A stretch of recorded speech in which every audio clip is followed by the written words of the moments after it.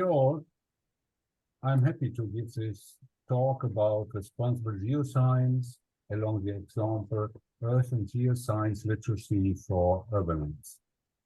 I thank the colleagues which I work with frequently because I'm not alone on this thing. For those whom I lose during the talk, there is a take-home message saying no urban realm without Earth and Geosciences expertise. This feature comes with responsibilities. Let's start with a quote, maybe to your surprise, from the history of science.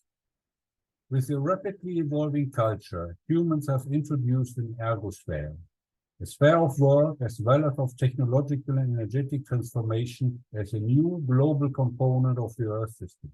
In addition to the lithosphere, the hydrosphere, the atmosphere, and the biosphere, thus changing the overall dynamics of the system. The urban realm is the obvious manifestation of the ergosphere, and the Earth and geoscience are among the wizards building it, and that leads to a responsibility. Some actions and claims. First, Earth and Geosciences refer to a wide range of STEM disciplines which investigate Earth's non-living material phenomena. Urban life depends on these phenomena. Literacy means people's insights, including educational resources. Responsible geoscience means tackling, on one side, the urban people's Earth and Geoscience literacy is essential for sustainable life. However, urban life keeps people geo-illiterate because of the artificial urban landscape surrounding them, and that's the problem to address. I've claimed we can learn from meteorology how to heal Earth and Geoscience illiteracy. Some findings. The urban life is profoundly connected with the geosphere. Often these connections are invisible because the material and technical environments that manage them. Primarily, urban environments are built to protect people from natural phenomena and to emphasize social interaction. Therefore, urban peoples experience the intricate relationships between urban life and natural phenomena in a moderated manner. Consequently, cultural, economic, social, and political choices risk happening under a systemic veil of Earth and Geoscience ignorance. In case you never heard about Earth science literacy, there are ample resources available through the internet, for example, what I'm showing here.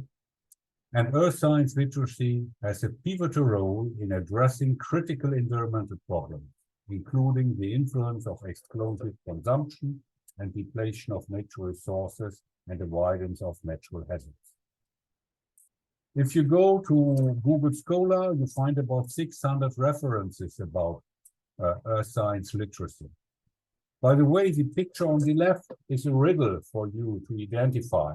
Where is this picture taken? On Moon, Earth, Mars? It is taken from space. What is the scale? Earth science literature person understands the fundamental concept of Earth's many systems. The picture, for example, shows what runoff of water does and finds information about such phenomena, is able to communicate about and make informed, responsible, and choices. By the way, the picture is from a building site. So what you see here has some 10 centimeters scale and not some 100 kilometers when you would make a photo from space. The urban realm is a social-ecological system on a planetary scale today. Centuries ago, this was different, but that's today what's done. It's a firmly knotted structure involving social, ecological, and physical features, which together exhibit complex adaptive dynamics. Complex adaptive dynamics is essential parameter because it means that the complex system is more than the sum of its parts.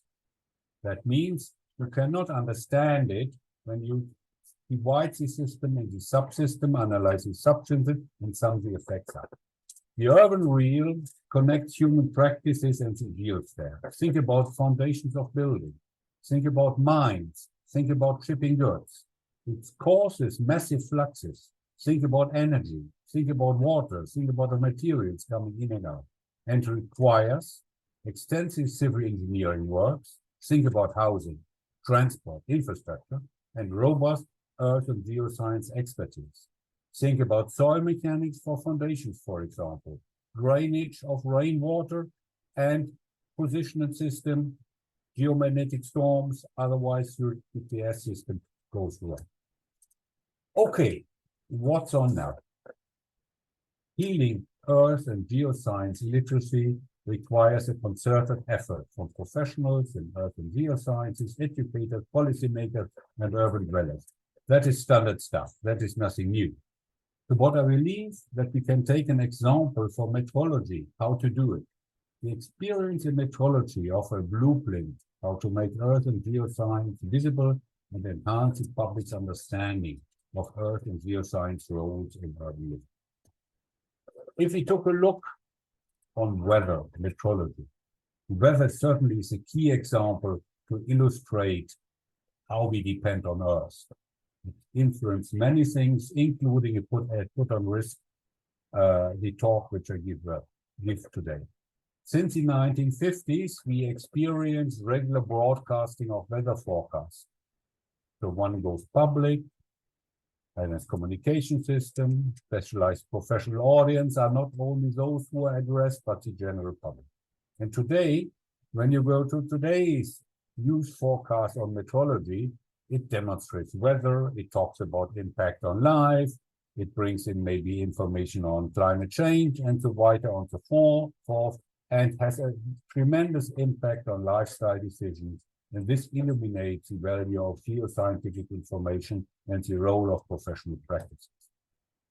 So what to learn from that and what to do? What are the strategies to derive from experiences in meteorology?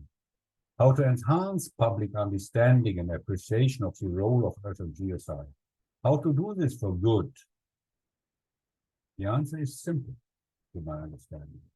Going public regularly, forecasting geoscientific phenomena relevant for production, consumption, and well-being. That is the essence. Conclusions. Responsible earth and geosciences, starting subject of my talk, means having the guts to go public regularly, forecasting geoscientific phenomena relevant for production, consumption, and well-being. By the way, what does it mean having the guts? Do you ever thought about the weather forecaster in prime news standing in front of million spectators and tell them about the rain that will spoil their party? I think this is a very courageous undertaking.